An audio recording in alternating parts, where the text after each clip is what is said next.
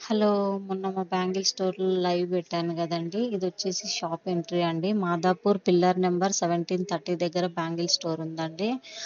మంచి మెయిన్ రోడ్‌కుందండి. డైలీ మంచి సేల్స్ చాలా బావుంటాయండి. మాకు చూసుకోవడానికి టైం లేక సేల్‌కి పెట్టామండి.